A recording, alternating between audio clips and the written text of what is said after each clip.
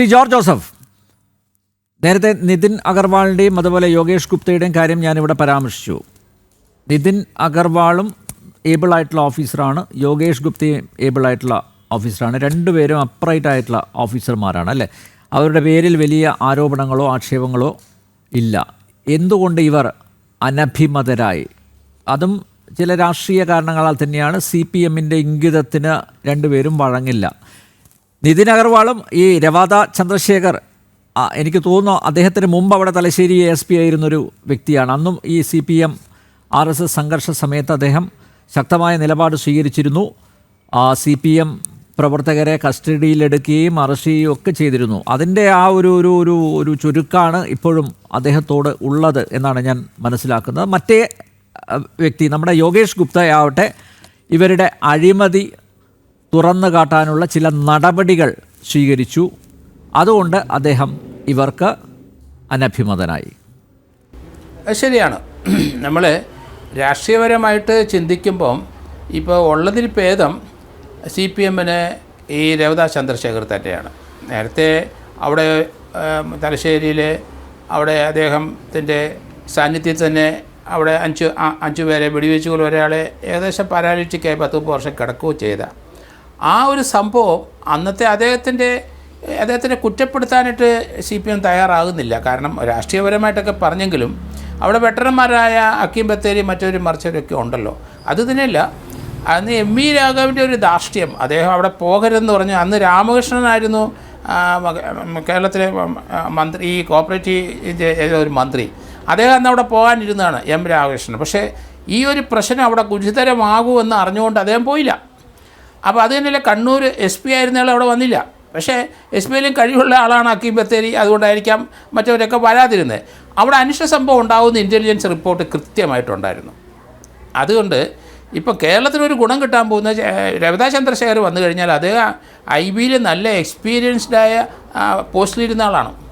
അപ്പോൾ കേരളത്തിലെ ഇൻ്റലിജൻസ് ഒന്ന് ശക്തിപ്പെടുത്തണം. അത് ഇടതുപക്ഷം വന്നാലും അടുത്ത പ്രാവശ്യം ഇടതുപക്ഷമോ വലതുപക്ഷമോ ആരോ ആട്ടെ, കേരളത്തിലെ ഇൻ്റലിജൻസിന് തീർച്ചയായിട്ടും കുറച്ചുകൂടെ ശക്തിപ്പെടുത്തേണ്ടത് നമ്മൾ പല സന്ദർഭത്തിലും ഈ ജനത്തിൽ തന്നെ നമ്മൾ പല പ്രാവശ്യം പറഞ്ഞിട്ടുണ്ട്.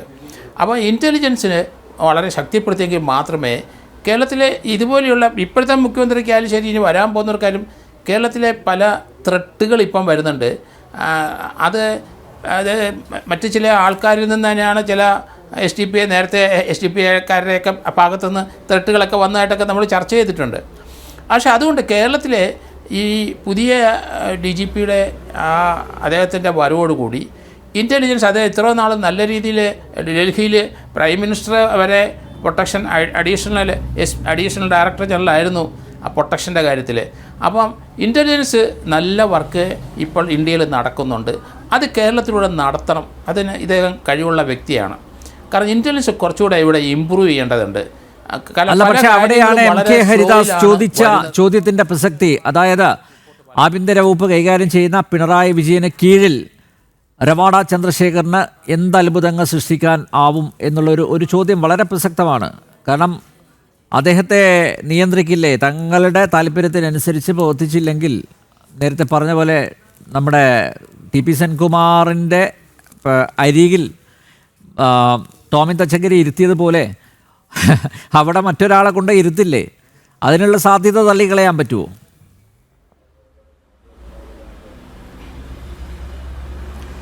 ഇല്ല, അതൊന്നും രവദ ചന്ദ്രശേഖരുടെ അടുത്ത് നടക്കില്ല. കാരണം അദ്ദേഹത്തിന് ഇപ്പം സെൻട്രലിൻ്റെ തീർച്ചയായിട്ടും ഒരു അനുഗ്രഹം ഉണ്ടായിരിക്കാം. ആ ലിസ്റ്റിനകത്ത് വന്നു, ആ ലിസ്റ്റിൽ നിന്ന് ഒഴിവാക്കിയില്ല. രണ്ടാമത് ഇത്രയും വെൽ എക്സ്പീരിയൻസ് ആയിട്ടുള്ള ഒരാളാണ് DGP ആയിട്ട് വരുന്നത്. അപ്പോൾ അത് തന്നെയല്ല, അത് ഒരു തരത്തിൽ മുഖ്യമന്ത്രി അതൊക്കെ അംഗീകരിച്ചിരിക്കുന്നു. കാരണം 3 പേരെ അത് നോക്കി 3 പേരും കഴിവുള്ളവരാണെങ്കിലും അതിൽ മിഡിലായിട്ട് രണ്ടാമത് നിന്ന ആളെ തന്നെ അത് സെലക്ട് ചെയ്തു എന്നുള്ളതാണ്. അപ്പോൾ അതുകൊണ്ട് മറ്റവരും ഇതുപോലെ ഇതേപോലെ റിജിഡായിട്ടുള്ള അല്ലെങ്കിൽ വളരെ ടഫായിട്ട് ആണ് മറ്റേ 2 ഓഫീസേഴ്സും അങ്ങനെയൊക്കെ തന്നെയാണ്. കാരണം അവരെപ്പറ്റി വ്യത്യസ്തമായ പല റിമാർക്കുകളും പലരും പറയുന്നുണ്ടെങ്കിലും ഇവരെല്ലാവരും സ്ട്രേറ്റ് ഫോർവേഡാണ്. അപ്പോൾ അത് തന്നെയല്ല, ഇദ്ദേഹത്തിന് കുറച്ചുകൂടെ മയവുണ്ട് രവദ ചന്ദ്രശേഖരൻ. അദ്ദേഹം വളരെ സ്റ്റിഫാണ് തീരുമാനം എടുക്കുന്ന കാര്യത്തിലെങ്കിലും എല്ലാ കാര്യങ്ങളും നേരിടാൻ കുറച്ചുകൂടെ മയമുണ്ട്. അതുകൊണ്ടാണ് ഞാൻ പറഞ്ഞത് ഇൻ്റലിജൻസ് അദ്ദേഹം ശക്തിപ്പെടുത്തിയേ പറ്റുള്ളൂ. അതുപോലെ ഓരോ വിങ് ക്രൈംബ്രാഞ്ചും അത് വളരെ ശക്തി. കേരളത്തിലെ ലോലെസ്നെസ് വളരെയധികം വർദ്ധിച്ചിരിക്കുകയാണ്. അപ്പോൾ അതുകൊണ്ട് ഈ ഗവൺമെൻറ്റിനൊരു പുതിയ ഇമേജ് ഉണ്ടാക്കാൻ ഇദ്ദേഹത്തിൻ്റെ പ്രസൻസ് ആവശ്യമാണെന്ന് എനിക്ക് തോന്നുന്നത്. അതുകൊണ്ട് തന്നെ ആയിരിക്കും കുറച്ചുകൂടെ അവർ, കാരണം ഇപ്പോൾ ലോലെസ്നെസ് വളരെ നമുക്കറിയാമല്ലോ കേരളത്തിലെ ഗുണ്ടകൾ മുമ്പ് പറഞ്ഞല്ലോ, അത് ഹരിദാസ് അത് പറഞ്ഞു. ആ ബ്രഹ്മദത്ത് എന്ന് പറഞ്ഞ ഗുണ്ടയുടെ നേതൃത്വത്തിലാണ് ആ 4-5 ലക്ഷം രൂപയുടെ നഷ്ടം പോലീസ് വാഹനത്തിൽ വന്നിട്ടുണ്ട്. അവർക്കൊക്കെ ശരിക്കും അവിടുത്തെ ആദ്യം വന്ന ആ കൺട്രോൾ റൂമിലെ വണ്ടിയിലെ 4 പേർക്ക് ശരിക്കും മർദ്ദിച്ചിരിക്കുന്നു. എങ്ങനെയാണ് ഇവർക്കൊക്കെ ഇത്ര ധൈര്യം വരുന്നത്? അപ്പോൾ അതുകൊണ്ട് രവീന്ദ്ര ചന്ദ്രശേഖരൻ പോലെ ആൾ കേരളത്തിൽ വരേണ്ട ഒരു ആവശ്യം തന്നെയാണ്. കാരണം സ്റ്റിഫായിട്ട് കാര്യങ്ങൾ നോക്കണം, ഗുണ്ടകളെ അതുപോലെ കൈകാര്യം ചെയ്യണം. ഇനി വെടിവെക്കുന്നതിനും തടസ്സമില്ല എന്നാണ് ഞാൻ പറഞ്ഞത്. അതുകൊണ്ടാണ് പറഞ്ഞത്. കാരണം അത് എന്തുകൊണ്ട് ആ ഗുണ്ടകളെ എവിടെ ആക്രമിച്ച് ആ പോലീസുകാരെ കൊല്ലാൻ തുടങ്ങിയപ്പോൾ എന്തുകൊണ്ട് വെടിവെച്ചില്ല എന്ന് ഞാൻ ചോദിക്കുന്നു. അതിന് അധികാരം ഉണ്ടല്ലോ. കുറേ നാൾ കേസിൻ്റെയൊക്കെ പുറകെ നടക്കേണ്ടി വരും. അതിന് പോലീസിന് അധികാരമുണ്ട്. അപ്പോൾ അങ്ങനെയുള്ള സന്ദർഭത്തിൽ പിന്നെ എന്തിനാണ് തോക്കുകൊണ്ട് നടക്കുന്ന പോലീസ്? അപ്പോൾ അതുകൊണ്ട് വളരെ ശക്തമായ ഒരു ലോ ആൻഡ് ഓർഡർ. അത് മാത്രമല്ല അതായത് റവാഡ ചന്ദ്രശേഖറാണ് വെടിവെപ്പിന് നേതൃത്വം നൽകിയത് എന്ന രീതിയിലാണല്ലോ മാധ്യമങ്ങളും ഇന്ന് കാണിക്കുന്നത്. അങ്ങനെയാണ്, അദ്ദേഹം നേതൃത്വം നൽകി എന്നുള്ള രീതിയിലാണ്. പക്ഷേ അവിടെ എക്സിക്യൂട്ടീവ് മജിസ്ട്രേറ്റ് ആയിരുന്ന TT ആൻ്റണിയാണ് വെടിവെപ്പിന് ഉത്തരവിട്ടത്, അല്ലേ? അത് അവിടെ സ്ഥലത്തുണ്ടായിരുന്ന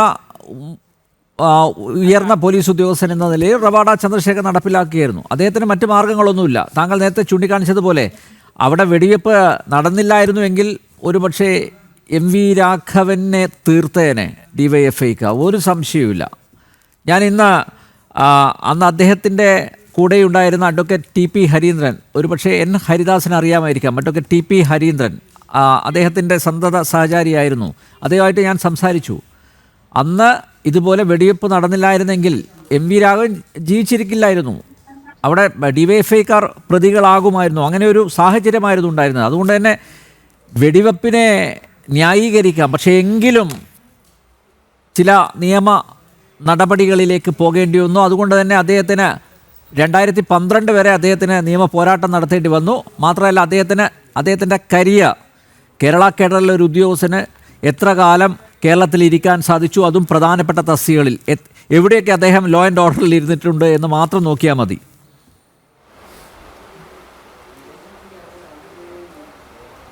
അല്ല, നമ്മൾ ഇപ്പോൾ MV ഗോവിന്ദൻ പറഞ്ഞ കാര്യം കോടതി തീരുമാനമെടുത്തു, അതിനകത്ത് അദ്ദേഹം നിരപരാധിയാണെന്ന്. അങ്ങനെ ഒരു തീരുമാനമാണ് ഇത്രയും വർഷം ഫൈറ്റ് ചെയ്ത് 2012 അങ്ങനെ ഒരു തീരുമാനം വന്നു. ആ തീരുമാനത്തിനെതിരായിട്ട് പാർട്ടിക്ക് CPMന് പോകാൻ പറ്റില്ല. അതുകൊണ്ട് P ജയരാജന് വേറൊരു അഭിപ്രായം, കാരണം അദ്ദേഹം P ജയരാജൻ്റെ അണികളാണ് ആ പയ്യന്മാരെല്ലാം. അപ്പോൾ അവിടെ ആ P ജയരാജൻ്റെ അണികളെ അദ്ദേഹം ഇപ്പോഴും സംരക്ഷിച്ചേ അല്ലെങ്കിൽ അങ്ങനെ സംസാരിക്കാനൊക്കെ ഉള്ളൂ. പാർട്ടിപരമായിട്ട് അങ്ങനെ പറ്റുള്ളൂ. അതേസമയത്ത് ഗവൺമെൻറ്റിനൊപ്പം നിന്നായി പറ്റുള്ളൂ CPMൻ്റെ സംസ്ഥാന സെക്രട്ടറി MV ഗോവിന്ദൻ. അപ്പോൾ അദ്ദേഹം അത് വ്യത്യസ്തമായിട്ട് തന്നെ പറഞ്ഞു. അത് നല്ല കാര്യങ്ങൾ തന്നെ. അതുകൊണ്ട് ആ ഒരു സംഭവത്തിനോടനുബന്ധിച്ച് എന്ത് പ്രശ്നം ഉണ്ടായാലും ശരി, വെടിവെക്കേണ്ട സന്ദർഭത്തിൽ വെച്ചല്ലേ പറ്റുള്ളൂ. അതിപ്പോൾ ഇപ്പോഴത്തെ നമ്മുടെ ഗവൺമെൻറ്റിൻ്റെ സമയത്താണെങ്കിലും ശരി, കോൺഗ്രസ് ഗവൺമെൻറ്റിൻ്റെ സമയത്തായാലും ശരി, ചില സന്ദർഭത്തിൽ അങ്ങനെയാണ്, അത് വെടിവെച്ചേ പറ്റുള്ളൂ.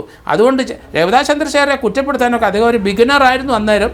പക്ഷേ അദ്ദേഹത്തിൻ്റെ സാന്നിധ്യം ഉണ്ടായിരുന്നത് മാത്രമേ ഉള്ളൂ. എക്സിക്യൂട്ടീവ് മജിസ്ട്രേറ്റ് വെടിവെച്ചു. അതേസമയത്ത് എക്സിക്യൂട്ടീവ് മജിസ്ട്രേറ്റിലും രവീന്ദ്രയെക്കാട്ടിലും വളരെ എക്സ്പീരിയൻസ് അദ്ദേഹം നോ പറഞ്ഞില്ല. അന്ന് പത്രങ്ങളിൽ ചർച്ച ചെയ്യപ്പെട്ട ഒരു കാര്യം ഉണ്ടായിരുന്നു. അന്ന് കണ്ണൂർ ജില്ലാ പോലീസ് സൂപ്രണ്ടായിരുന്ന K പത്മകുമാർ, അദ്ദേഹം DGP ആയിട്ട് 2-3 മാസം മുമ്പാണ് അദ്ദേഹം വിരമിച്ചത്. പത്മകുമാർ അന്ന് സ്ഥലത്തോട്ട് പോയില്ല എന്നുള്ളത് അത് വലിയൊരു ഗുരുതരമായിട്ടുള്ള വീഴ്ച എന്ന രീതിയിൽ അന്ന് പത്രങ്ങളിലൊക്കെ വന്നിരുന്നു, റിപ്പോർട്ട് ചെയ്യപ്പെട്ടിരുന്നു. K പത്മകുമാർ സ്ഥലത്തോട്ടേക്ക് പോവാതെ ജൂനിയറായിട്ടുള്ള റവാഡ ചന്ദ്രശേഖറിനെ ആ സ്ഥലത്തേക്ക് അയച്ചു. വെടിവെപ്പ് നടക്കുന്ന സ്ഥലത്തേക്ക്, സംഘർഷം ഭരിതമായിട്ടുള്ള ആ സ്ഥലത്തേക്ക് അയച്ചു. അത് വലിയൊരു വീഴ്ചയായി, അദ്ദേഹത്തിൻ്റെ ഭാഗത്തുള്ള വീഴ്ചയായിട്ട് അന്ന് ചൂണ്ടിക്കാട്ടിയിരുന്നു. അതും ഒരു ശരിയായ നടപടിയായിരുന്നില്ലല്ലോ, അല്ലേ? കാരണം ഒരു ജൂനിയറായിട്ടുള്ള ഉദ്യോഗസ്ഥന് അദ്ദേഹത്തിന് അറിയില്ല, ആ സ്ഥലത്തിൻ്റെ സ്വഭാവത്തെക്കുറിച്ച് അദ്ദേഹത്തിന് അറിയില്ല. ആ ഒരു പ്രദേശത്തേക്കാണ് വളരെ ജൂനിയറായിട്ടുള്ള ഒരു ഉദ്യോഗസ്ഥനെ അയച്ചത്. അതുകൊണ്ട് തന്നെ ഒരു കാരണവശാലും ഈ പാവപ്പെട്ട ഉദ്യോഗസ്ഥനെ കുറ്റം പറയാൻ പറ്റില്ലല്ലോ.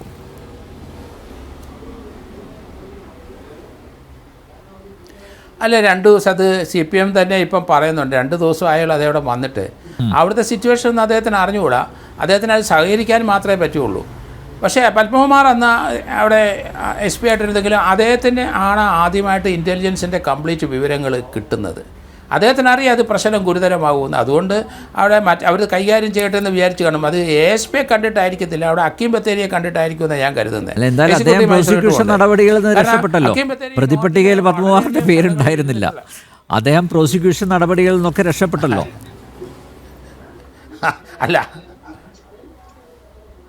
അല്ല ചില സ്ഥലത്ത് എല്ലാവരും അങ്ങനെയൊക്കെ തന്നെയാണ്. തിരുവനന്തപുരത്ത് തന്നെ നമുക്ക് എത്ര എക്സ്പീരിയൻസ് അനുഭവമായിട്ടുണ്ട്.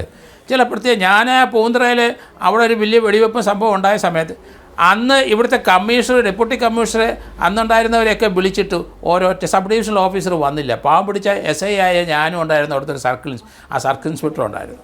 നമ്മൾ അനുഭവിച്ചതാണ്. അവിടെ ഒരാളെ കൊന്നിട്ടിട്ട് ആ ഡെഡ് ബോഡി എടുക്കാനായിട്ട് ഏകദേശം 10-24 മണിക്കൂർ എടുത്തു അതൊന്ന് തപ്പിക്കൊണ്ട് വരാനായിട്ട്. കാരണം അങ്ങോട്ട് പോകാൻ പ്രവേശിക്കാൻ കഴിയത്തില്ല. ഇന്ന് ഞാനത് ആലോചിക്കുന്നുണ്ട്. അന്ന് അവിടെ പോയി നമ്മൾ ചാകുന്ന തത്തോട്ടെ ഇവിടുത്തെ ഒരു ഡെപ്യൂട്ടി കമ്മീഷണറും വന്നില്ല, ഒരു IGയും വന്നില്ല, ഒരു കമ്മീഷണറും വന്നില്ല, അവിടുത്തെ സബ് ഡിവിഷണൽ ഓഫീസർ പോലും വന്നില്ല എന്നുള്ളതാണ്. നമ്മളവിടെ നിന്ന് വെന്തുരി. പിന്നെ ഒരു SHO ആണെന്ന് പറഞ്ഞാൽ നമുക്ക് അധികാരമുണ്ട്, വെടിവെക്കാൻ അതുകൊണ്ട് എല്ലാത്തിനും അധികാരമുണ്ട്, അതനുസരിച്ച് അങ്ങ് കാര്യങ്ങൾ നടത്തി എന്ന് മാത്രമേ ഉള്ളൂ. അപ്പോൾ അതുകൊണ്ട് ചില ഉദ്യോഗസ്ഥന്മാർ അവർക്ക് എന്തെങ്കിലും പ്രശ്നം ഉണ്ടാകുമെന്ന് വിചാരിച്ചപ്പോൾ അതൊക്കെ പമ്മി മാറുന്നവർ ഇപ്പോഴും സർവീസിലുണ്ട്, ഒത്തിരി പേരുണ്ട്. കാരണം ഉത്തരവാദിത്തത്തിൽ നിന്ന് ഒഴിഞ്ഞു പോകും. അതുകൊണ്ടായിരിക്കാം ചിലപ്പം പത്മകുമാറിന് ചിലപ്പോൾ അറിയായിരിക്കാം കൃത്യമായിട്ട് അവിടെ വെടിവെപ്പ് ഉണ്ടാകും, കൊലപാതകം ഉണ്ടാകും എന്നൊക്കെ അദ്ദേഹത്തിന് അറിയായിരിക്കാം. അതിന് അദ്ദേഹം വെട്ടറൻ ഒരാളെ ഏൽപ്പിച്ചിട്ട് അദ്ദേഹം മാറി നിന്നായിരിക്കാം. അതുകൊണ്ട് അദ്ദേഹം പ്രതിയായില്ല. അപ്പോൾ അതേസമയത്ത് അവിടെ ASP ആയി 2 ദിവസം വന്ന ആൾ പ്രതിയാവുകയും ചെയ്തു. എന്തായാലും അത് രേവതാ ചന്ദ്രശേഖരൻ നല്ലൊരു എക്സ്പീരിയൻസ് ആണ്. ഇത്ര നാളും അദ്ദേഹം ആ കേസിനകത്തൊക്കെ അദ്ദേഹത്തിന് നല്ലൊരു എക്സ്പീരിയൻസ് കേരളത്തിൽ കിട്ടിയിട്ടുണ്ട്. അതുകൊണ്ട് ഞാൻ കരുതുന്ന നല്ലൊരു അദ്ദേഹത്തിൻ്റെ കാലഘട്ടം തീർച്ചയായിട്ടും നല്ല വലിയ പ്രശ്നമൊന്നും ഇല്ലാതെ കാര്യങ്ങൾ മുന്നോട്ട് കൊണ്ടുപോകാൻ കഴിവുള്ള ഒരു ഓഫീസറാണെന്ന് ഞാൻ കരുതുന്നത്. Okay George Joseph.